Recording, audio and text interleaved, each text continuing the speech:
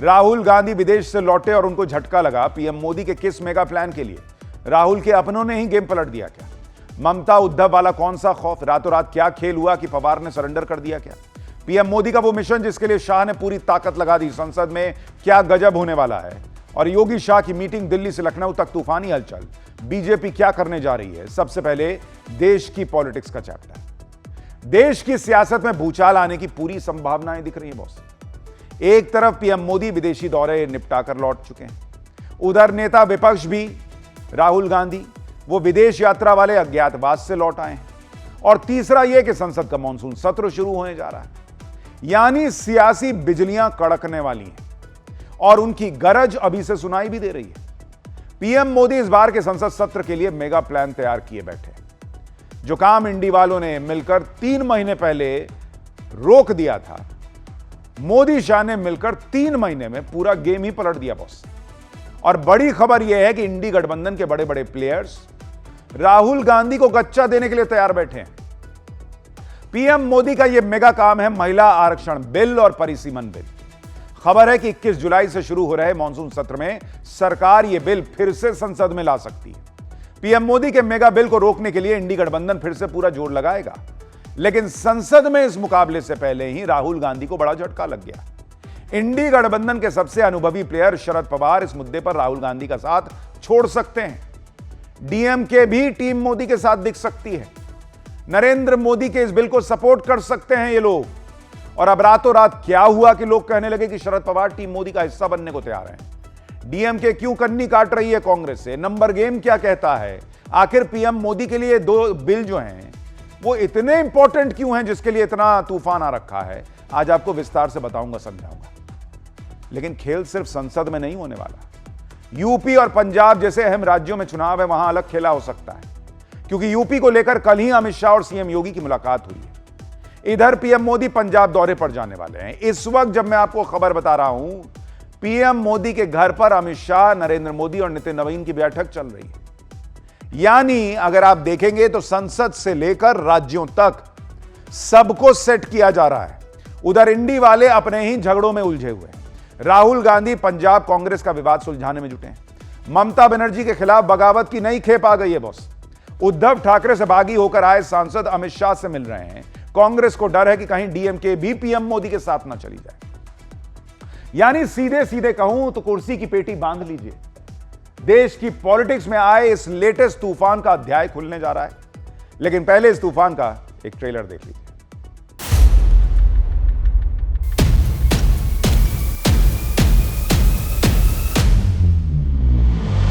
We will consider provided consider इंग्रजी में repeat करती है consider supporting if the 50% cap। उनको मालूम है कल पिछले टाइम गलती किया और इसलिए उनको अभी कुछ अच्छी बात सोची होगी।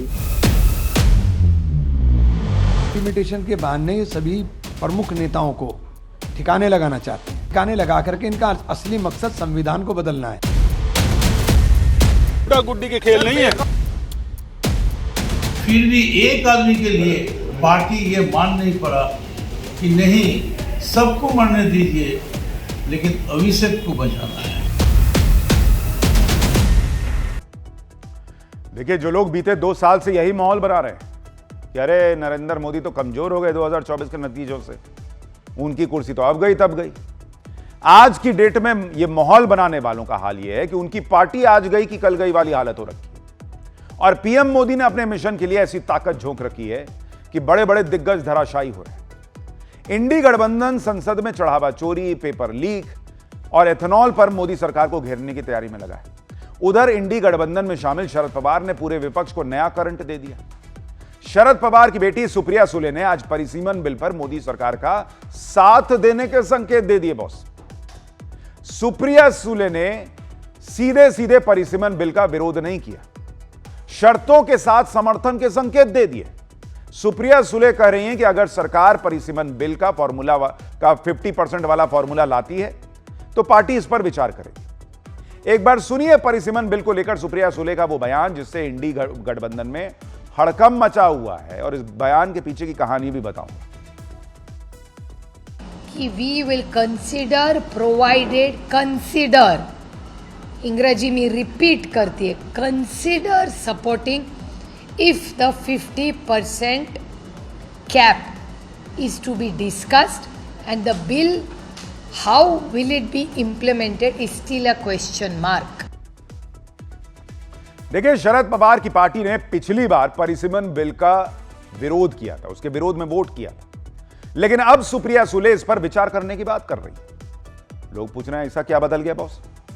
इसी को समर्थन का संकेत माना जा रहा है, क्योंकि जिस 50% फॉर्मूले की बात आज वो मीडिया के सामने आकर कह रही थी, उसी फॉर्मूले पर पिछली बार मोदी सरकार परिसीमन बिल लेकर आई थी, जिसमें यह प्रावधान था कि हर राज्य में आबादी के हिसाब से नहीं बल्कि सीधे 50% सीटें लोकसभा में बढ़ेंगी।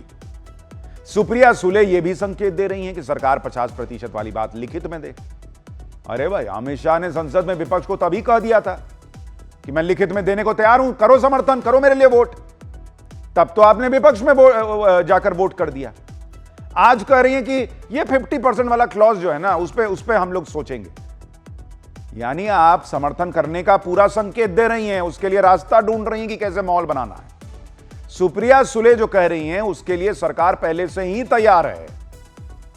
अब शरद पवार की पार्टी को फैसला लेना है, और जिस तरह से सुप्रिया सुले बात कर रही हैं उससे यही संकेत है कि समर्थन होगा धीरे से, और कहा जाएगा कि जो हमने कहा वो सरकार ने किया, तो कर दिया समर्थन, जबकि यही चीज तो सरकार पहले भी कर रही थी। पवार की पार्टी ने बिल का समर्थन करने के जो संकेत दिए हैं उसके यही मतलब निकल रहे हैं। परिसीमन बिल पर शरद पवार की पार्टी के नरम रुख के बीच जो कहानी निकल कर आ रही है वो भी आपको बताता हूं, क्योंकि कल शाम से लेकर रात तक में जो खेला हुआ उसके बाद से बदली हुई तस्वीर नजर आई। दरअसल कल रात शरद पवार गुट के प्रदेश अध्यक्ष जयंत पाटिल महाराष्ट्र के सीएम देवेंद्र फडणवीस से मिले। दूसरी तरफ सत्ता में शामिल एनसीपी के नेता प्रफुल्ल पटेल और सुनील तटकरे ने भी मुख्यमंत्री देवेंद्र फडणवीस से अलग से बैठक की। यानी सीएम आवास पर एनसीपी के दोनों गुटों के नेता आए और मुख्यमंत्री से मुलाकात हुई। इधर मुंबई में यह बैठकें चल रही थी, इधर दिल्ली में महाराष्ट्र के डिप्टी सीएम एकनाथ शिंदे अमित शाह से मिल रहे थे। अमित शाह और एकनाथ शिंदे की मीटिंग में उद्धव गुट के 6 बागी सांसद भी मौजूद थे। अब सूत्र बता रहे हैं कि अमित शाह से मुलाकात में बागी सांसदों को उनके राजनीतिक भविष्य, पार्टी बदलने पर कानूनी मदद और उनकी सीट को लेकर आश्वासन दिया गया। यानी दिल्ली से लेकर मुंबई तक मीटिंग पर मीटिंग चल रही थी, और आज अचानक सुप्रिया सुले ने परिसीमन पर बड़ी बात कह दी। अब यह इत्तेफाक है क्या? आप सुनिए एकनाथ शिंदे सुप्रिया सुले को लेकर क्या कह रहे हैं। पिछले टाइम नहीं किया, गलती किया, वो महिलाओं का अपमान किया, महिला आरक्षण का अपमान किया है, और इसलिए उनको अभी कुछ अच्छी बात सूची होगी, तो अच्छी बात है। उनको मालूम है कल पिछले टाइम गलती किया, इसलिए पश्चिम बंगाल में मार खाना पड़ा। अभी ऐसे ही आगे बढ़ेंगे तो पूरी तरह मार। मानसून सत्र अच्छा रहेगा। मानसून सत्र तो अच्छा ही है, मानसून अच्छा। आज बारिश गिरा है, अच्छी शुरुआत हुई है दिल्ली में। मानसून सत्र तो अच्छा ही है, मानसून अच्छा। आज बारिश गिरा है, अच्छी शुरुआत हुई है दिल्ली में। भैया, मानसून गिरा हो या ना गिरा हो, प्रयास पूरा है कि इस बार बिल नहीं गिरना चाहिए, और इसके लिए पूरी ताकत लग रही है। आप संकेत सुने, वो कहे कि भाई ममता बनर्जी जैसी पार्टी जो है उसके जैसा हाल ना हो जाए। यानी क्या शरद पवार की पार्टी को, शरद पवार को, सुप्रिया सुले को यह समझ में आ गया था कि अगर सरकार का साथ नहीं दिया तो पार्टी हाथ से चली जाएगी, जैसे ममता बनर्जी और उद्धव ठाकरे की जा रही है, और इसीलिए ये सरेंडर मोड में आए हैं क्या? ये सवाल खड़ा हो रहा है। देखिए, कल अमित शाह से मिलने के बाद एकनाथ शिंदे ने इशारों में बता दिया कि मॉनसून सत्र में क्या खेला होगा, लेकिन सुप्रिया सुले पहले तो प्रेस कॉन्फ्रेंस करती हैं, फिर उस पर हंगामा हुआ होगा कि भाई अरे आप उधर जा रही हैं, उधर समर्थन दे रही हैं, तो सफाई दे रही हैं कि मीडिया में परिसीमन बिल को लेकर उनकी पार्टी का स्टैंड पर अंदाजा लगाया जा रहा है, वो गलत है। कोई भी फैसला पार्टी के अंदर गहन चर्चा और गठबंधन से चर्चा के बाद ही लिया जाएगा। सरकार अभी कोई रिवाइज्ड परिसीमन बिल नहीं लाई है, इसलिए इस पर अंदाजा लगाना बेकार है। अपनी पार्टी के नेता जयंत पाटिल की सीएम से मुलाकात को भी शरद पवार की पार्टी यह कहकर खारिज कर रही है कि यह मुलाकात पॉलिटिकल थी ही नहीं। जयंत पाटिल कह रहे हैं कि वो एक प्रशासनिक काम से सीएम से मिलने चले गए थे, कोई राजनीतिक मुलाकात नहीं हुई। कमाल नहीं है? क्या आप रात में मिले, दिन में संकेत आ गया कि हम सोचेंगे, विचार करेंगे उस चीज पर जो ऑलरेडी सरकार का स्टैंड है। सुप्रिया सुले और जयंत पाटिल के बयानों से तो यही लग रहा है कि सब स्पेकुलेशन है, लेकिन पता सबको है बॉस कि शरद पवार इतनी आसानी से पत्ते खोलते नहीं है। वो इंडी गठबंधन को भी उलझा कर रखे हुए हैं और एनडीए को भी, क्योंकि उनकी पार्टी की कांग्रेस में विलय की चर्चा उड़ती है। कभी यह चर्चा होती है कि शरद पवार तो एनडीए में चले जाएंगे। बीच में यह चर्चा भी थी कि पवार की पार्टी के सांसद विधायक एनडीए में जाने के लिए पक्ष में हैं। इसलिए कुछ लोग यह भी कह रहे हैं कि पवार इंडी गठबंधन में रहकर संसद में पीएम मोदी को सपोर्ट कर सकते हैं, जिससे उनकी पार्टी टूटने से भी बच जाए, इंडी के साथ भी बने रहें और नरेंद्र मोदी का जो काम है वो भी हो जाए।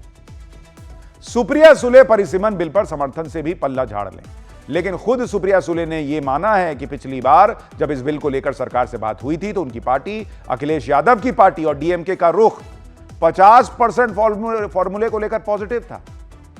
यानी क्या अखिलेश यादव और डीएमके भी कांग्रेस को गच्चा देंगे क्या इस सत्र में? सुनिए सुप्रिया सुले क्या कह रही हैं। कोई भी चर्चा डिलिमिटेशन के बारे में ना हमने किसी से की है ना किसी ने हमसे की। तो जब बिल आएगा तब हमारा स्टैंड होगा, लेकिन जो भी बिल आएगा हमें विस्तार से इंडिया अलायंस में चर्चा करेंगे। हमारी जो चर्चा हुई थी उसके बारे में मैंने कई लोगों से उसमें चर्चा की थी। तब डीएमके हो, हम हो, सपा हो, 50% के बारे में हम सोचेंगे, ऐसा हमने किया, कहा था अभी जो सत्ता में है उनको, लेकिन वो बिल में नहीं आया, इसलिए वो बिल तो गिर गया। सुप्रिया सुले कह रही हैं कि उनकी पार्टी और डीएमके का तब पॉजिटिव रुख था, लेकिन उस वक्त डीएमके ने बिल का कड़ा विरोध किया था। तब तमिलनाडु में विधानसभा चुनाव होने थे। अब चुनाव हो चुके, डीएमके कांग्रेस का झगड़ा हो चुका, डीएमके ने इंडी गठबंधन से दूरी बना ली। इसलिए कांग्रेस इस टेंशन में है कि कहीं आने वाले सत्र में डीएमके भी मोदी सरकार का साथ न दे दे। इसे लेकर कांग्रेस के वरिष्ठ नेता पी चिदम्बरम ने कहा है कि बीजेपी संसद में फिर से महिला आरक्षण बिल को लागू करने वाला बिल लाने वाली है। पी चिदम्बरम कह रहे हैं कि टीएमसी को तोड़ने के बाद बीजेपी शरद पवार की एनसीपी और डीएमके को अपने पाले में करने की कोशिश कर रही है। उन्हें उम्मीद है कि एनसीपी और डीएमके अपने स्टैंड पर पहले की तरह कायम रहेंगे। अपनी सोशल मीडिया पोस्ट में पी चिदम्बरम ने एमके स्टालिन और सुप्रिया सुले को भी टैग किया। अब डीएमके वाले पूछेंगे कि आप तो अपने स्टैंड पे कायम रहे नहीं, चुनाव मेरे साथ लड़े, जाके वहां सरकार में हिस्सा बन गए, हमको तो कोहनी मार दिए, हमसे स्टैंड की बात करते हैं। लेकिन यह पोस्ट दिखाता है कि कांग्रेस में घबराहट है कि कहीं ये दोनों पार्टियां नरेंद्र मोदी के साथ न चली जाए। इसलिए आज सुप्रिया सुले की प्रेस कॉन्फ्रेंस से पहले कल रात को ही पी चिदम्बरम ने सुप्रिया सुले को टैग करते हुए सोशल मीडिया पोस्ट किया था। आप देखिए कि कांग्रेस इतनी टेंशन में है कि उसके नेता अब यह माहौल बना रहे हैं कि नरेंद्र मोदी तो संसद में 2/3 बहुमत इसलिए जुटा रहे ताकि संविधान बदल सके। सुनिए एक बार इनको, फिर आपको पूरा गणित भी समझाता हूं। डिलिमिटेशन के बहाने ये सभी प्रमुख नेताओं को ठिकाने लगाना चाहते हैं और इन्हें ठिकाने लगा करके इनका असली मकसद संविधान को बदलना है। इनका असली मकसद देश को उसी हालात में लेकर जाना है जो देश गुलामी की जंजीरों में जकड़ा हुआ। इनका मूल है कि संविधान को बदल दें और संविधान के जो मूल भावनाएं हैं उनको ये चकनाचूर करेंगे। आज नहीं तो कल अगर मौका मिला तो जब देश की जनता ने सरकार तो दी लेकिन संविधान ना बदलने का एक आदेश भी दिया, तो ये उसके विपरीत आज ये जमावड़ा इकट्ठा कर रहे हैं और पैसा और डराना और सरकार के बल का दुरुपयोग करना, ये पुराने इनके हथकंडे रहे। देखिए, कांग्रेस माहौल बना रही है कि संविधान बदलने की तैयारी है, क्योंकि अब इन्हें खुद इंडी से सपोर्ट नहीं मिल रहा। लेकिन परिसीमन जरूरी है, इसको इंडी के अंदर ही बाकी पार्टियां समझ रही हैं। यह परिसीमन का खेल क्या है ये आगे बताऊंगा, लेकिन परिसीमन बिल को कैसे रोका जाए कांग्रेस इसमें लगी। पिछली बार तो इंडी वालों ने नंबर गेम में बाजी मार ली थी। इस बार नंबर गेम बदल गया है, क्योंकि पिछले आप देखेंगे 2-3 महीने में बहुत कुछ हुआ है।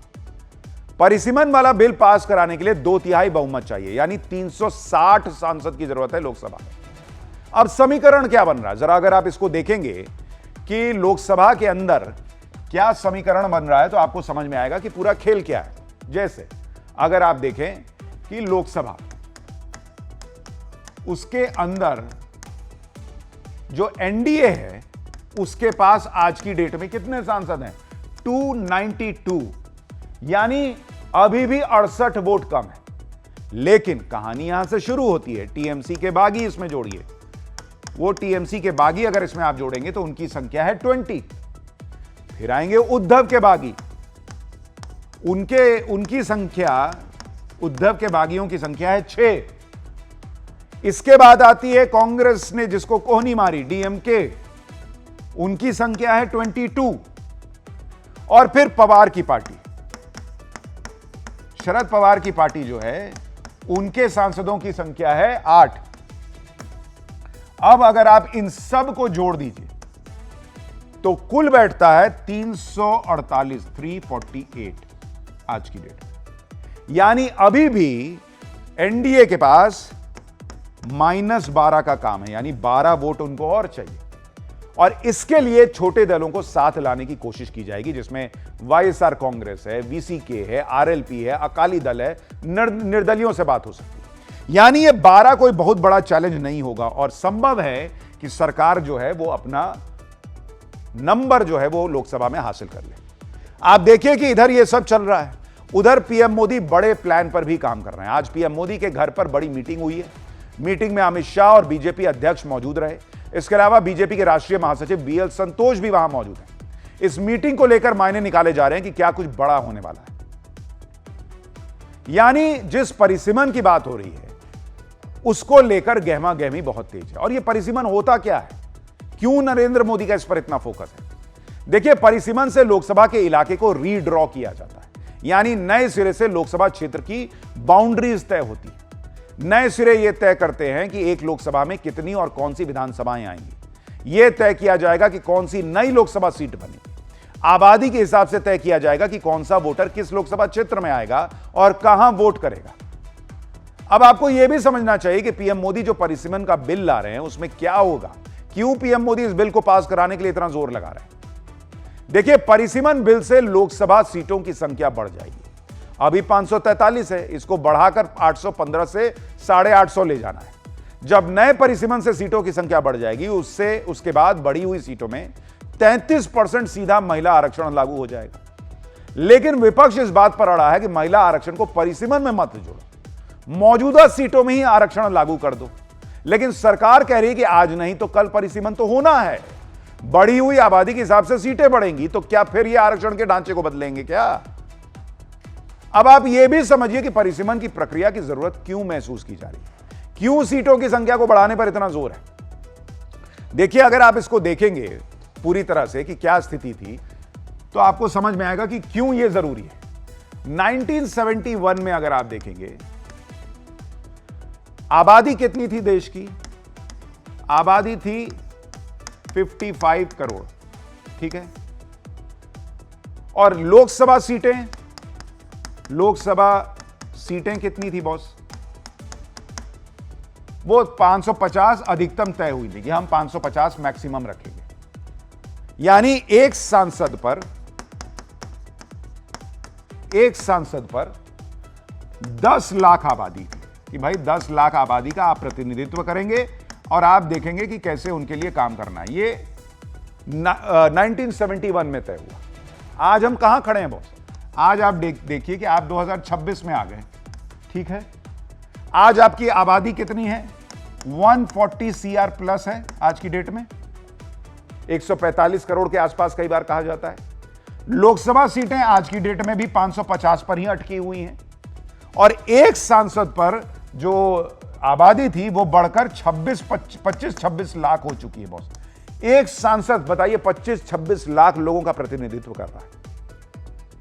तो नरेंद्र मोदी यही कह रहे हैं कि भाई सीटों की संख्या बढ़ाओ, एक सांसद पर कम आबादी का बोझ रहेगा, ज्यादा काम कर पाएगा उनके लिए, ज्यादा लोगों से मिल पाएगा, ज्यादा उनके लिए सोच पाएगा। हां, दक्षिण के राज्यों में यह आंकड़ा कम हो सकता है, लेकिन बिहार और यूपी में 25 से 26 लाख आबादी पर एक सांसद है, यह मोटा मोटा एस्टिमेट है। देखिए, डीलिमिटेशन इसलिए भी जरूरी है क्योंकि यह मामला डेमोग्राफी से भी जुड़ा हुआ है। देश के कई हिस्सों में वोट बैंक पॉलिटिक्स की वजह से डेमोग्राफिक चेंज हुआ, खास तौर पर बॉर्डर के इलाके में, जिससे यह नेशनल सिक्योरिटी का भी मुद्दा है। और जो डेमोग्राफी चेंज हुई उसे लेकर नरेंद्र मोदी लगातार बड़े मिशन में लगे हैं। अमित शाह ने हाल ही में डेमोग्राफी चेंज पर बनी हाई लेवल कमेटी के साथ मीटिंग की थी। फिर उन्होंने बॉर्डर जिलों के पुलिस अधिकारियों के साथ भी बड़ी मीटिंग की थी। इस सबसे बड़े मिशन के लिए नरेंद्र मोदी, अमित शाह ने पूरी ताकत झोंक दी, क्योंकि वो ये डेमोग्राफी चेंज करना चाहते हैं। वोट बैंक पॉलिटिक्स के लिए खास इलाके में एक खास आबादी जो है वो बसा दी गई। नरेंद्र मोदी कह रहे हैं कि डेमोग्राफी चेंज करो और उसको अलग अलग जो है ना हिस्से में बांटो, और देश की सुरक्षा के लिए, देश में अच्छे विकास के लिए सब जरूरी है। आप देखिए कि 2027 में होने वाले 5 राज्यों के चुनाव से पहले बीजेपी ने कमर कस ली है।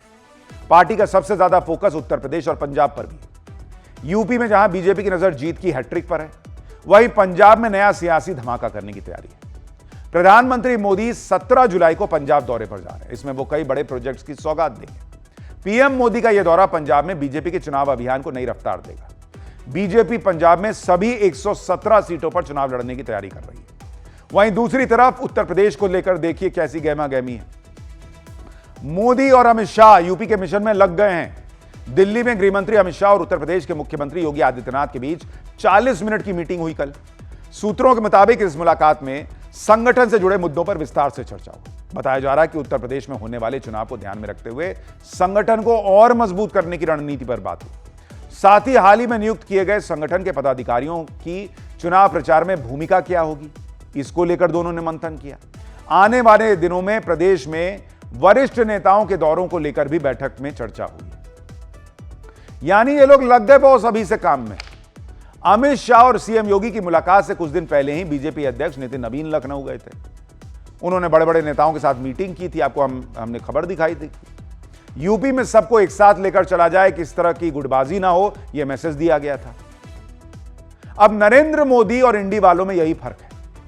नरेंद्र मोदी बार बार जीत के बाद भी रुक नहीं रहे, चुनाव से बहुत पहले से काम में लग जाते हैं।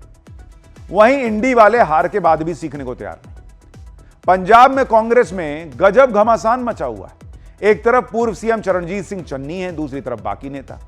पूरा घमासान इस बात पर चल रहा है कि मौजूदा प्रदेश अध्यक्ष अमरिंदर सिंह राजा वंडिंग को अब बदला जाए, लेकिन कांग्रेस की लीडरशिप कोई फैसला ही नहीं ले पा रही।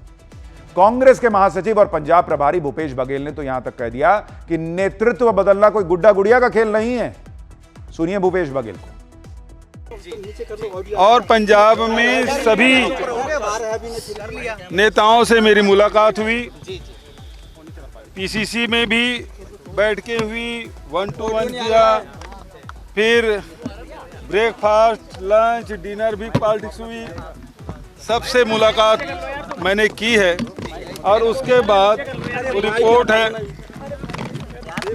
जीएसओ केसी वेणुगोपाल जी को मैंने रिपोर्ट सौंप दी। क्या नेतृत्व परिवर्तन की कोई गुंजाइश? क्या नेतृत्व परिवर्तन की कोई गुंजाइश? मैं पहले बोल चुका हूँ आपसे, 1-to-1 किया, वहाँ इंटरव्यू आपने दिया। गुड्डा गुड्डी के खेल नहीं है।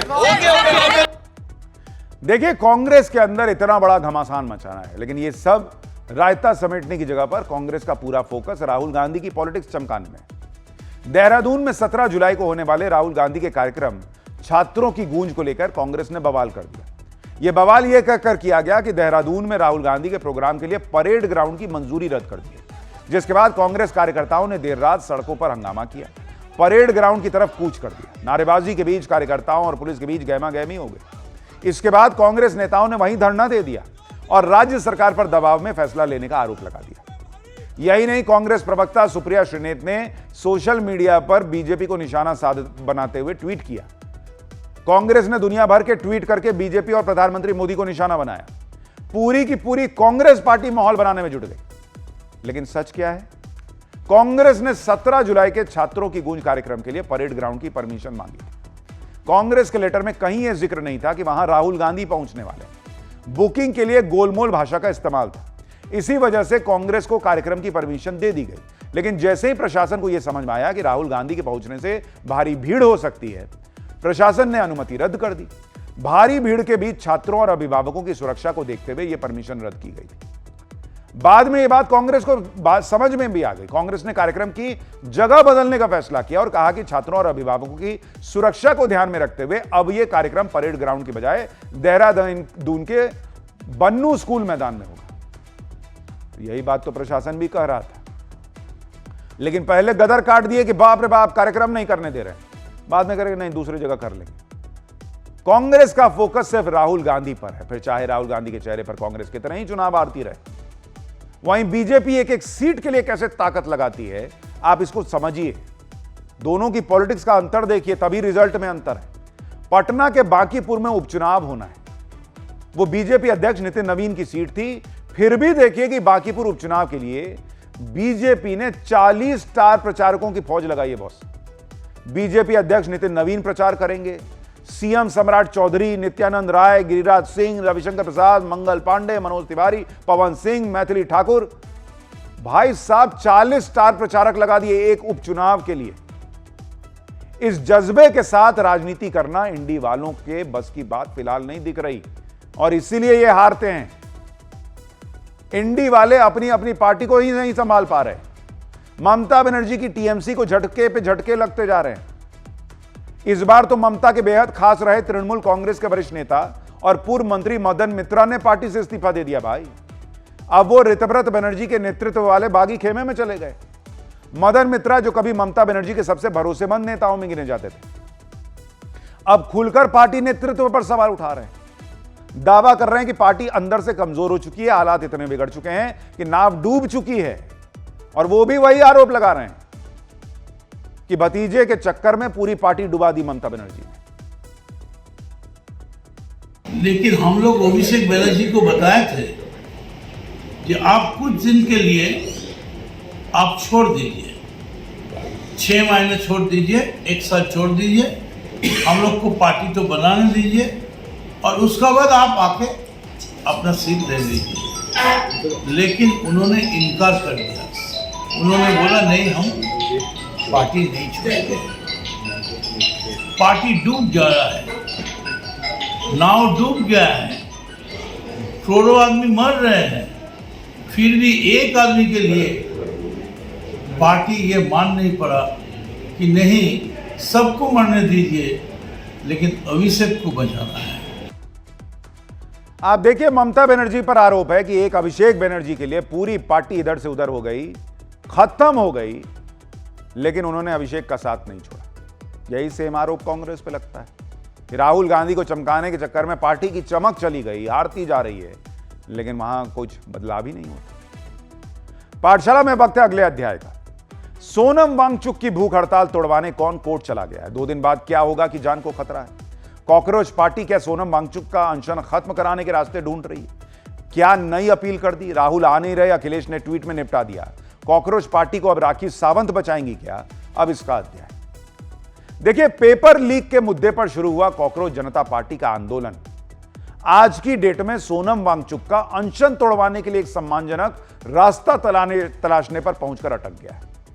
देश में हर आदमी चाहता है बॉस कि पेपर लीक की समस्या खत्म हो।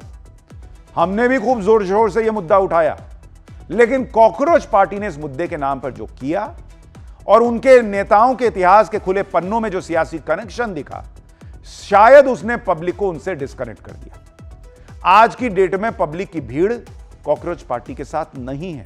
घूम फिरकर वही कुछ नाम, वही कुछ चेहरे दिख रहे हैं जो हर आंदोलन में पहुंच जाते हैं। सोशल मीडिया पर इनका मजाक बन रहा है, मीम्स बन रहे हैं, लोग कह रहे हैं कि एक सीरियस मुद्दे पर कैसी कॉमेडी चल रही है भाई। आप देखिए कि पहले धर्मेंद्र प्रधान से इस्तीफा लेने के मामले पर प्रोटेस्ट का मकसद था। अब मकसद है कि सोनम वांगचुक का अनशन कैसे खत्म। सोनम वांगचुक की सेहत को लेकर डरावनी बातें हो रही हैं। कॉकरोच पार्टी वाले कह रहे हैं कि वो नहीं चाहते कि सोनम वांगचुक की मौत हो जाए। बॉलीवुड वाले भी वांगचुक से अनशन तोड़ने को कह रहे हैं। अचानक से नेताओं का जंतर मंतर पर आना शुरू हो गया है। पहले तो सोनम वांगचुक को भूख हड़ताल पर बैठाकर खुद लपेट कर खाना खाते रहे। आज की डेट में पब्लिक पूछ रही कि खुद अनशन काहे नहीं किए भाई, तो अब पब्लिक से कह रहे हैं कि तुम एक दिन का खाना छोड़ दो। कॉकरोच पार्टी का यह आंदोलन कहां जा रहा है? राहुल से लेकर अखिलेश तक इस आंदोलन से पूरी तरह कनेक्ट हो क्यों नहीं रहे? कौन कोर्ट चला गया? कहां से राखी सावंत की एंट्री हो गई? क्या गजब हो रखा है इस आंदोलन में? ये सब दिखाऊं, उससे पहले जरा एक झलक देखिए।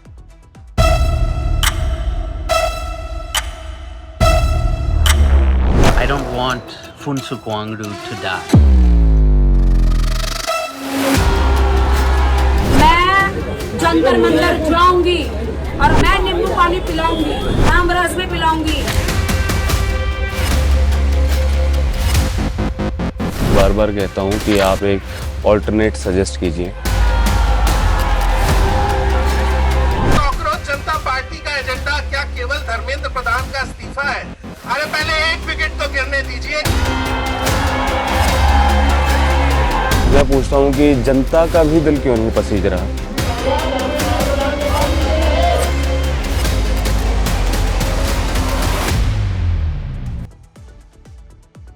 कॉकरोच जनता पार्टी को आज की डेट में समझ में आ रहा है कि सोशल मीडिया पर फॉलोअर्स जुटा लेना और जमीन पर आंदोलन को कंटिन्यू रख पाना, उसको बड़ा बनाना, दोनों में जमीन आसमान का फर्क है। एक लाइक का बटन दबाने में उसके पीछे 10 तरह की चीजें हो सकती हैं, लेकिन वहां उस आंदोलन में हर चीज को लाइक करना, सब कुछ छोड़कर वहां चले जाना, उस आंदोलन से जुड़ जाना, यह अलग बात होती है। आप देखिए कि आज सोनम वांगचुक के अनशन का 18वां दिन है। उनकी सेहत खराब हो रही है बॉस, और उधर कॉकरोच वाले क्या कर रहे हैं आप वो भी देखिए। हमने कल ही पाठशाला में सवाल उठाया था कि 59 साल के सोनम वांगचुक की जगह कोई और अनशन पे क्यों नहीं बैठ जाता। पब्लिक भी यही पूछ रही है कि भाई अभिजीत दीपके, तुमने ना शुरू किया था आंदोलन, तुमने ना बनाई थी कॉकरोच पार्टी, भूख हड़ताल किसी और से करा रहे हो, ये टेंडर क्यों दे दिए भाई आप, ये उनको अपने बेटन क्यों दे दिया कि आप ये काम कीजिए। अभिजीत दीपके खुद क्यों नहीं अनशन कर रहे? सोनम वांगचुक तो 60 साल के हो रहे हैं, अभिजीत दीपके तो 30 साल के हैं। लगातार उठते सवालों के बीच अब कॉकरोच पार्टी वालों ने नया दांव चल दिया। कॉकरोच पार्टी वालों ने एक दिन के अनशन का ऐलान किया है। 16 जुलाई को कॉकरोच पार्टी सामूहिक भूख हड़ताल करेगी। सीजेपी ने ज्यादा से ज्यादा लोगों के शामिल होने की अपील की है। वहीं 20 जुलाई को सोनम वांगचुक के साथ संसद मार्च निकाला जाएगा। लेकिन सवाल यह उठ रहा है कि अगर अभिजीत दीपके के पास अनुभव नहीं है भूख हड़ताल करने का, तो भाई एक बात बताओ, अरविंद केजरीवाल क्या दिन रात अनशने पे बैठे रहते थे? वो भी तो किए थे। लेकिन यहां इनको जो है ना सहूलियत चाहिए कि इनके लिए अनशन कोई और करेगा, सेहत कोई और बिगाड़ेगा, ये खाली मीडिया को जाके बाइट देंगे। कॉकरोच पार्टी सोशल मीडिया पर बनी थी और प्रोटेस्ट के दौरान फिर से सोशल मीडिया के सहारे ही दिख रही है। अभिजीत दीपके लोगों से अपील कर रहे हैं कि अपनी अपनी प्रोफाइल पिक्चर में सोनम वांगचुक की फोटो लगा दो। खुद अभिजीत दीपके ने अपने प्रोफाइल पिक्चर को चेंज कर दिया। कॉकरोच पार्टी की इस अपील पर अलग अलग मीम बन रहे हैं। एक शख्स ने अपनी प्रोफाइल पिक्चर चेंज की जिसमें अभिजीत दीपके को खाना खाते दिखा दिया, यानी वो ये मैसेज दे रहे हैं कि तुम हमसे तो कह रहे हो कि एक दिन की भूख हड़ताल कर लीजिए, और खुद कभी पकोड़े खा रहे हो, कभी किसी के साथ बिरयानी खा रहे हो, कभी इधर से उधर जाके घूम रहे हो। तो एक तरफ सोनम वांगचुक को अनशन पे बैठा दिए कि यार सुनिए आप वहीं बैठे रहिए, और दूसरी तरफ खुद खाना खा रहे हो। कई वीडियो वायरल हो चुके हैं तो लोग मजाक बना रहे हैं कि पहले अपना खाना तो छोड़ो। कॉकरोच पार्टी वाले एक दिन के अनशन का ऐलान कर रहे हैं, लेकिन साथ में कोशिश यह चल रही है कि सोनम वांगचुक का अनशन किसी तरह से खत्म करवाया जाए। सोनम वांगचुक की हालत लगातार खराब हो रही है, और अब तो सोनम वांगचुक के अनशन को खत्म करवाने के लिए दिल्ली हाईकोर्ट में एक PIL डाली गई है, जिसमें कहा गया है कि अगर अनशन जारी रहता है तो अगले 2 दिन में सोनम वांगचुक की मौत हो सकती है। हाईकोर्ट केंद्र और दिल्ली सरकार को निर्देश दे कि सोनम वांगचुक को जबरन खाना खिलाया जाए। अगर सोनम वांगचुक का निधन हो जाता है तो देश और समाज के लिए शर्म की बात होगी। याचिका पर दिल्ली हाईकोर्ट ने केंद्र और दिल्ली सरकार को नोटिस जारी कर 16 जुलाई तक जवाब मांगा है। अब सवाल यह है कि अगर कॉकरोच पार्टी वालों को दिख रहा है कि भाई आज की डेट में सोनम वांगचुक की तबीयत बिगड़ रही, भाई तुम वो रिले कर लो, अगले 20 दिन इनको बैठा दो, अभिजीत दीपके को, फिर अगले 20 दिन विजेता को बैठा दो। अगर ये नहीं होता है आपके हिसाब से, अभी लंबा चलाना है। कॉकरोच पार्टी वालों को देखिए लग रहा है कि अगर सोनम वांगचुक को कुछ हो गया तो गड़बड़ हो जाएगी। कॉकरोच पार्टी वालों ने सोचा नहीं था कि ऐसी नौबत आ सकती है। उनको लग रहा होगा कि इधर आंदोलन शुरू हुआ, उधर सब मन मुताबिक हो जाएगा। ऐसा हो नहीं रहा, और अब कॉकरोच पार्टी वाले परेशान हो रहे हैं। इनको लगा था कि हम आंदोलन करेंगे, भर भर की हजारों की भीड़ आएगी। भाई सोशल मीडिया पे करोड़ों लोग फॉलो कर रहे हैं, 1% भी आएंगे तो बहुत माहौल बन जाएगा, लेकिन पब्लिक आए भी नहीं की। अब कॉकरोच पार्टी वाले पब्लिक से अपील कर रहे हैं, विपक्ष के नेताओं से अपील कर रहे हैं, सेलिब्रिटीज से अपील कर रहे हैं कि आकर सोनम वांगचुक का अनशन खत्म करवाओ। कुछ तो रास्ता निकालो जिससे सोनम वांगचुक का अनशन खत्म हो। ये खुद कह रहे हैं, सुनिए एक बार।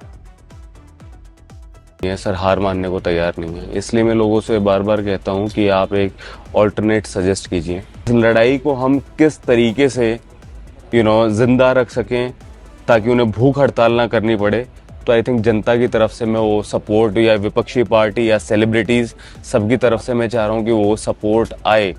सरकार का तो दिल पसीज नहीं रहा, लेकिन मैं पूछता हूँ कि जनता का भी दिल क्यों नहीं पसीज रहा। जितने लोग हैं मैं उससे भी खुश हूँ और इन लोगों को मैं सलाम करता हूँ कि वो आए, लेकिन मैं बाकी लोगों से पूछ रहा हूँ कि वो क्यों नहीं आ रहे। ये बाकी लोगों से मत पूछो भाई, अपने आप से पूछो कि क्यों उन लोगों का समर्थन आपको नहीं मिल रहा है। भाई ये लोगों को बुला रहे हैं, लोग फिर भी क्यों नहीं आ रहे। आप सोचिए, आपका मुद्दा जेन्युइन हो सकता है, लेकिन क्या आपकी नीयत जेन्युइन पब्लिक को लग रही है, ये अपने आप से पूछिए, वरना पब्लिक आ जाती। ये राहुल गांधी को बुला रहे हैं, राहुल गांधी नहीं आए, ना कोई और बड़ा नेता आ रहा है। राहुल गांधी ना कॉकरोच पार्टी वालों के प्रोटेस्ट में गए, ना कोई बात कही, ना सोनम वांगचुक पर कुछ कहा। अखिलेश यादव ने तो एक ट्वीट करके कॉकरोच वालों को निपटा दिया, कॉकरोच पार्टी वालों को। अखिलेश यादव ने कहा कि आपकी सेहत बिगड़ रही है, इसलिए अनशन तोड़ दीजिए। सरकार के लिए किसी के जीवन का कोई महत्व नहीं है, बीजेपी के लिए किसी के त्याग का कोई महत्व नहीं है। आपसे विनम्र आग्रह है कि अनशन तोड़ दीजिए। यह सब तब हो रहा है जब कॉकरोच पार्टी वाले बार बार कह रहे हैं कि सब उनके प्रोटेस्ट में शामिल हो जाए। सोनम वांगचुक ने उम्मीद जताई थी कि सारे विपक्षी नेता उनके आंदोलन में आएंगे। सोनम वांगचुक ने कहा था कि हमें उम्मीद है कि सभी नेता आएंगे, अगर वो नहीं आते हैं तो यह उनका छोटापन होगा, फिर पब्लिक इन नेताओं को नकार देगी। हम देख रहे हैं कि अगर वो नहीं आते हैं तो यह भी एक संदेश होगा। पब्लिक नेताओं को नकारेगी या नहीं नकारेगी ये तो भविष्य की बात है, लेकिन वर्तमान में पब्लिक ने इस आंदोलन को नकार रखा है, ये तो दिख रहा है। सोनम वांगचुक ने सीधे सीधे कह दिया कि अगर इंडी गठबंधन के नेता नहीं आते हैं तो जनता नकार देगी। लेकिन राहुल गांधी क्यों कॉकरोच पार्टी वालों के आंदोलन में आएंगे, ये उन्होंने सोचा, क्योंकि कॉकरोच पार्टी के सबसे बड़े चेहरे अभिजीत दीपके राहुल गांधी का भर भर के मजाक उड़ाया करते थे। आप सुनिए कि अभिजीत दीपके राहुल गांधी के बारे में क्या क्या कहते थे। उनके पुराने ट्वीट वायरल हो रहे हैं। अभिजीत दीपके ने कुछ वक्त पहले एक ट्वीट किया था कि राहुल गांधी की भारत जोड़ो यात्रा एक ट्रैवल व्लॉग से ज्यादा कुछ नहीं साबित होगी। एक और ट्वीट देखिए, मोदी ने केजरीवाल को सलाखों के पीछे डाला, एनसीपी और शिवसेना को तोड़ा, डीएमके, टीएमसी और समाजवादी पार्टी को परेशान किया। मोदी ने राहुल को छोड़कर सभी विपक्षी दलों को परेशान किया। राहुल गांधी और मोदी के बीच क्या सेटिंग है? सेटिंग पूछ रहे हैं आप मोदी और राहुल गांधी के बीच, और आज की डेट में राहुल गांधी से कह रहे हैं कि वो क्यों नहीं आ रहे हैं। राहुल गांधी को किसी दुश्मन की जरूरत नहीं है, यह अभिजीत दीपके ने ट्वीट किया था। राहुल गांधी खुद ही अपने सबसे बड़े दुश्मन है, वो लिख रहे थे। राहुल गांधी ऐसे बल्लेबाज हैं जिन्हें क्रीज पर देखकर बीजेपी खुश होती है। जब तक राहुल गांधी क्रीज पर रहते हैं बीजेपी को अपनी जीत का भरोसा रहता है, क्योंकि राहुल गांधी कभी भी टारगेट चेज नहीं कर सकते। इनका एक और पुराना ट्वीट देखिए, जब मोदी ने अरविंद केजरीवाल को महीनों तक जेल में रखा तब राहुल गांधी बैंकॉक की यात्राओं का मजा ले रहे थे।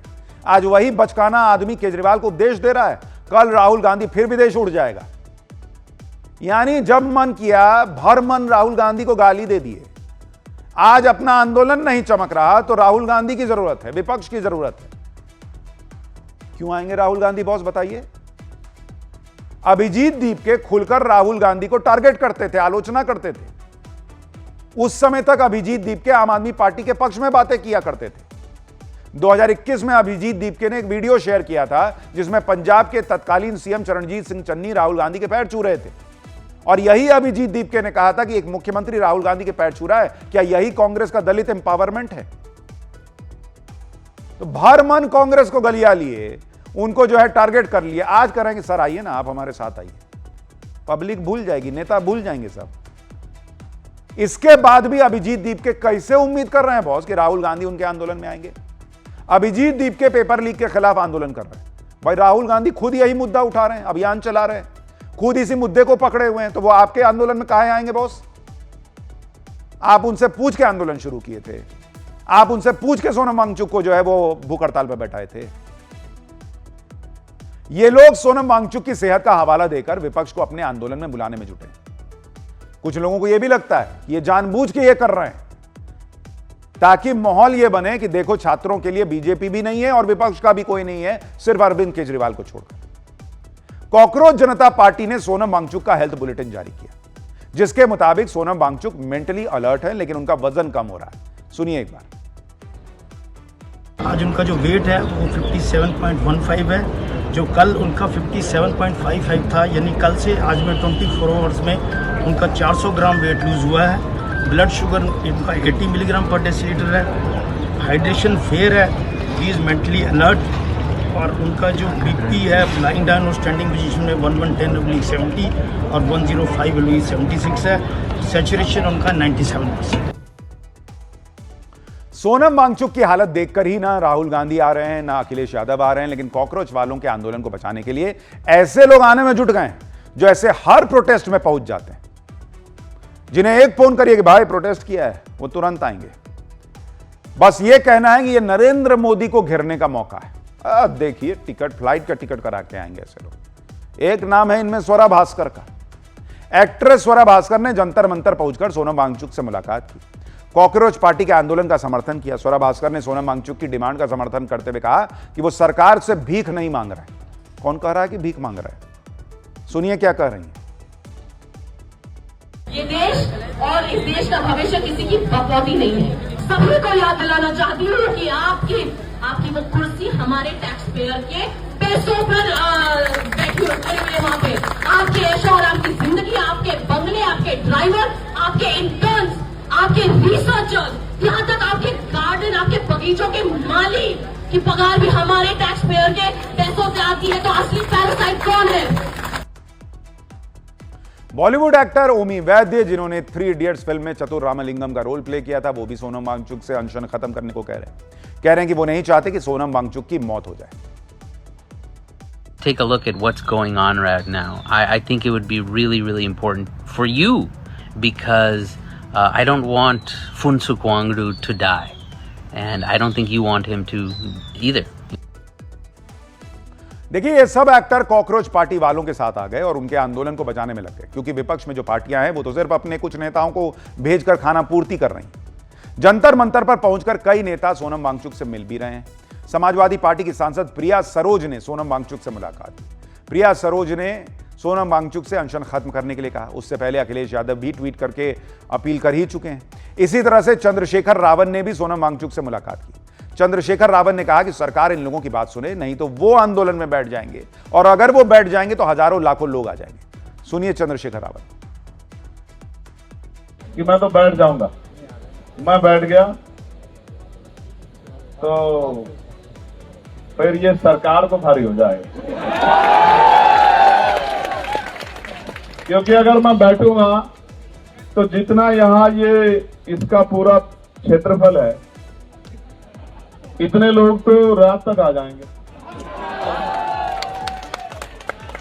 और एक जिले के नहीं आएंगे, एक प्रदेश के नहीं आएंगे। जिसको खबर लगेगी कि भैया वहां है, वो आ जाएंगे सब लोग। आप देखिए कि इतने लोग आ रहे हैं मिलने के लिए। सब सोनम वांगचुक से ये तो कह रहे हैं कि आप अनशन खत्म कर दीजिए। एक भी ये नहीं कह रहा कि आप अनशन खत्म कीजिए, उठिए सर, मैं आपकी जगह भूख हड़ताल पे बैठता हूं या बैठती। एक नहीं कह रहा। इनकी हालत वही है कि आपकी नौकरी चली जाए। क्या यार, बड़ा गलत हुआ तेरे साथ यार। लेकिन एक भी ये नहीं कहेगा कि तेरे घर का खर्चा मैं चलाऊंगा। वैसे दोस्त होते हैं ना, ये वही दोस्त है जो पूछ रहे हैं कॉकरोच पार्टी वाले कि हमको रास्ता सुझाइए। ये इतने लोग जो मिलने आ रहे हैं, फोटो खिंचवाने आ रहे हैं, माइक लेकर बोलने आ रहे हैं, इनसे बोलिए ना बॉस कि बैठिए, आप आंदोलन कीजिए, आप भूख हड़ताल कीजिए। और आप ये भी देखिए कि जो लोग कॉकरोच पार्टी के सपोर्ट में आ रहे हैं वो इन्हीं लोगों का मजाक भी बना रहे हैं। चंद्रशेखर रावण जंतर मंतर पहुंचे, बड़े बड़े दावे किए, सोनम वांगचुक और कॉकरोच पार्टी का समर्थन भी किया, लेकिन साथ ही कॉकरोच पार्टी के नेता विजेता दहिया का मजाक उड़ा दिया। चंद्रशेखर रावण ने कहा कि सभी लोग मिलकर विजेता दहिया का डांस देखेंगे। फिर हम विजय दहिया का डांस भी देखेंगे यहाँ सर के सामने। फिर हम विजय दहिया का डांस भी देखेंगे यहाँ सर के सामने। कॉकरोच पार्टी के विजेता दहिया अपने डांस की वजह से कई बार वायरल हुए। आप सोचिए कि पेपर लीक जैसे गंभीर मुद्दे पर आंदोलन चल रहा है, सोनम वांगचुक अनशन पर भूखे बैठे हैं और विजेता दहिया इसी मंच पर डांस करने लग जाते हैं। ऐसा भी नहीं है कि विजेता दहिया को फोर्स किया जाता है कि वो डांस करें, फिर भी वो जब मौका देखते हैं नाचने लगते हैं। इसी पर चंद्रशेखर रावण ने लाइटर मोड में कहा था कि इनका डांस भी देखेंगे। इसी से कॉकरोच पार्टी वालों की सीरियसनेस पर लोग सवाल उठा रहे हैं। ये लोग क्या सोचते हैं? ये सब जेनजी को बहुत पसंद आता है कि नाचने गाने लग जाओ, कभी भी उठो, खूब खाना पीना खाओ, बीच में आके थोड़ा सा आंदोलन कर लो। ये पढ़ाई चल रही है कि घूमे फिरे, खेले, खाए पिए, आए, थोड़ा सा 2 घंटा पढ़ लिए। आप ये भी देखिए कि अब राखी सावंत भी सोनम वांगचुक से अनशन तोड़ने की लेकर रही। राखी सावंत कह रही है कि वो खुद जंतर मंतर जाएंगी और सोनम वांगचुक का अनशन तोड़वाएंगी। मैं जंतर मंतर जाऊंगी और अपने हाथ से उनका फास्ट खुलवाऊंगी। क्या बात है? नींबू पानी, मैं नींबू पानी पिलाऊंगी, आम रस भी पिलाऊंगी, मौसम्बी जूस भी पिलाऊंगी। कॉकरोच जनता पार्टी का आंदोलन शिक्षा मंत्री धर्मेंद्र प्रधान के इस्तीफे के लिए था। सोनम वांगचुक भी यही मांग कर रहे हैं, लेकिन सवाल यह है कि क्या पेपर लीक आज भी हो रहे हैं या आज ही हो रहे हैं? पहले भी पेपर लीक होते थे। पेपर लीक के खिलाफ मजबूत सिस्टम बनाया जाना चाहिए। अगर धर्मेंद्र प्रधान के इस्तीफा देने के बाद फिर पेपर लीक हुआ तो क्या फिर आप आंदोलन करेंगे? फिर सोनम वांगचुक से कहेंगे चलिए सर बैठिए, आपके तो बस का है नहीं, आप तो बैठेंगे नहीं, उन्हीं को बैठाएंगे। फिर क्या करेंगे? फिर ऐसे ही किसी को अनशन पर बैठाकर आंदोलन करेंगे? कॉकरोच जनता पार्टी वालों के एजेंडे पर लोग सवाल उठा रहे हैं, जबकि कॉकरोच जनता पार्टी के मंच से ही सारा एजेंडा क्लियर बताया जा रहा है। सुनिए क्या क्या कहा गया उनके मंच से। अगर प्रधान साहब इस्तीफा दे दें तो फिर हम किसी और मंत्री की फॉइल निकालने की कोशिश करेंगे। वो तमाम लोग जो ये सवाल पूछते हैं कि कॉकरोच जनता पार्टी का एजेंडा क्या केवल धर्मेंद्र प्रधान का इस्तीफा है? अरे पहले 1 विकेट तो गिरने दीजिए, क्रिकेट में भी 10 विकेट होती है। यही सब पब्लिक सुन सुन के, पुराने ट्वीट देख देख के, पॉलिटिकल कनेक्शन समझ समझ के आ ही नहीं रही है। आप विकेट क्या गिराइएगा? आपकी पिच पब्लिक ने खोद रखी है, पहले उसको ढकिए। लेकिन खैर चल रहा है, देखते हैं क्या होता है। पाठशाला में अगला अध्याय, पीओके में बच्चों महिलाओं का नरसंहार करेगा पाकिस्तान। मुनीर का खौफनाक प्लान लीक हो गया क्या? पीओके से लेकर बलूचिस्तान तक ऐसी भयंकर बगावत, डरा हुआ मुनीर अपने आतंकियों से कोहराम मचवाएगा क्या? पब्लिक ही पाकिस्तान के टुकड़े करने को तैयार। पीओके की वो तस्वीरें जिनसे मुनीर सहम गया है। मुनीर से पाकिस्तान संभल नहीं रहा, लेकिन भारत पर हमले के लिए आतंकियों को एआई ट्रेनिंग दे रहा है क्या? अब इसका अध्याय। पाकिस्तान और मुनीर के सितारे गर्दिश में नजर आ रहे हैं। जो मुनीर अमेरिका और ईरान के युद्ध में बिचौलिया बनकर सीज फायर कराने में जुटा था, अब वही मुनीर पाकिस्तान में बगावत की आग से बौखलाया हुआ है। असीम मुनीर पाकिस्तान में हो रहे प्रदर्शनों की आग को खून से बुझाने की साजिश रच रहा है। और मुनीर इसलिए बौखलाया हुआ है क्योंकि पाकिस्तान पर फिर से टुकड़े टुकड़े होने का खतरा मंडरा रहा है। एक तरफ बलूचिस्तान ने आजादी का ऐलान कर दिया है, वहीं दूसरी तरफ पीओके में आजादी की मांग को लेकर लॉन्ग मार्च शुरू हो चुका है। इस लॉन्ग मार्च में उमड़े जनसैलाब ने मुनीर की धड़कनें बढ़ा दी। आप विजुअल देखिए बॉस, जबरदस्त भीड़ सड़क पर आ गई है। बलूचिस्तान में जिस तरह मुनीर की सेना ने बलोच आर्मी के सामने सरेंडर कर दिया, ऐसे में मुनीर का अब अपनी सेना से भरोसा उठ रहा है और उसने पीओके में शुरू हुए आजादी के आंदोलन को अपने पाले हुए आतंकियों की मदद से कुचलने का खौफनाक प्लान तैयार किया है। पाठशाला में आज आपको बताऊंगा कि पीओके में बच्चों और महिलाओं का नरसंहार करने वाला है क्या मुनीर, उसका खौफनाक प्लान क्या है। पीओके से लेकर बलूचिस्तान तक उस भयंकर बगावत की एक एक तस्वीर आपको दिखाऊंगा जिसने मुनीर और उसके पाले हुए आतंकियों को डरा कर रख दिया है। लेकिन अब भी वो कैसे आतंकियों को सपोर्ट कर रहा है, कैसे उनको ट्रेन कर रहा है भारत के खिलाफ, इसकी तस्वीरें भी होंगी। लेकिन पाकिस्तान में मचे इस बगावत की एक झलक देखिए।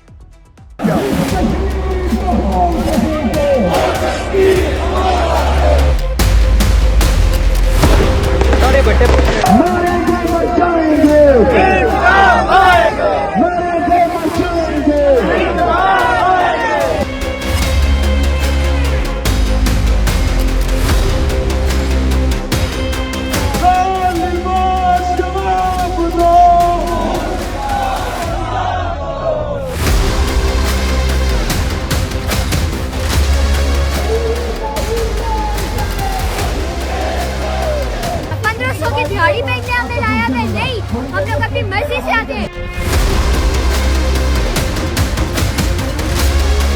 फतह से पहले हम सारे मारे जाएं, फतह से पहले ये जंग खत्म नहीं होगी।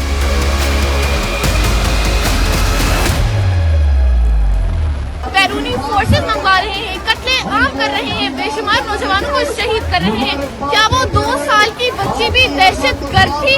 नहीं।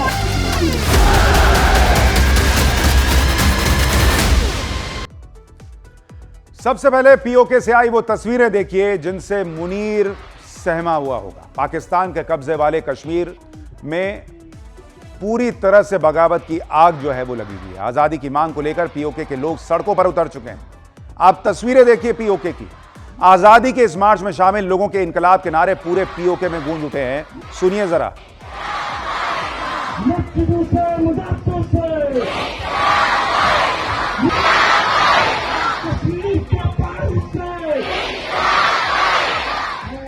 देखिए, दिन का उजाला हो या रात का अंधेरा, आजादी के लिए पीओके के लोगों ने सड़कों पर डेरा डाल दिया। रावलकोट में तो आजादी के इस आंदोलन में लोगों का भारी हुजूम नजर आ रहा है। जरा आप रात की तस्वीरें देखिए।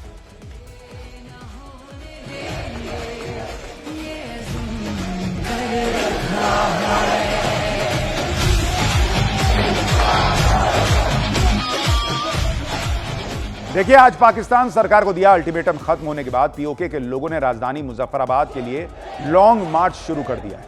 पीओके के हर शहर, हर कस्बे से लोगों का सैलाब जो है वो मुजफ्फराबाद के लिए निकल चुका है। पीओके के लोग आजादी के लिए इस बार आर पार का मूड बना चुके हैं, जिसका असर लॉन्ग मार्च में दिख रहा है। सड़कें हों, गलियां हों, मैदान हों, प्रदर्शनकारियों की भीड़ से खचाखच भर गए सब। पीओके की आजादी के मार्च में शामिल सभी लोग एक सुर में पाकिस्तानी सेना के जुल्मों का हिसाब मांग रहे हैं। सुनिए जरा।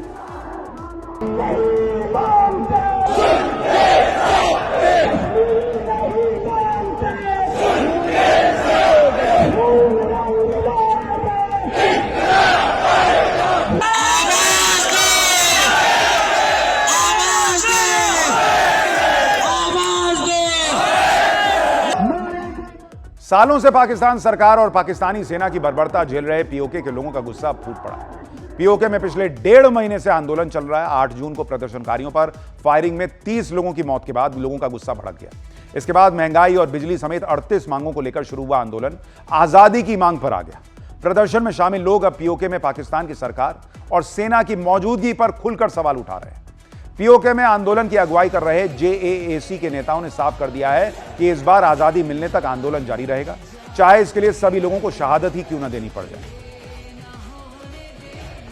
और उन किरातादू की मौजूदगी में ये एक डिस्प्यूटेड टेरिटरी है, ये एक मुतनाज़ा इलाका है, लेकिन ये मुतनाज़ा नहीं है, ये मकबूजा इलाका है। ये मकबूजा इलाका, इस पर कब्जा है, इस पर हम अपने हाथ महफूज रखते हैं। इस तहरीक में शहीद भी हो जाए तो हमें यकीन है हमारी औलादें इस अलम को बुलंद रखेंगी, इस झंडे को बुलंद रखेंगी। हमारी माएं, बहनें, बेटियां इस अलम को बुलंद रखेंगी। और फतह से पहले हम सारे मारे जाएं। फतह से पहले ये जंग खत्म नहीं होगी। ये जंग खत्म, अब ये हुकूक की जंग खत्म। देखिए, इस बगावत को कुचलने में मुनीर की सेना हाथ खड़े कर चुकी है। मुनीर के ऑर्डर पर पाक रेंजर्स ने प्रदर्शनकारियों पर अंधाधुंध फायरिंग भी करके देख लिया। आंदोलन से जुड़े सैकड़ों नेताओं को गिरफ्तार करके देख लिया। जब सब कुछ आउट ऑफ कंट्रोल होने लगा तो मुनीर ने अपने पाले हुए आतंकियों के साथ मिलकर खौफनाक प्लान बनाया।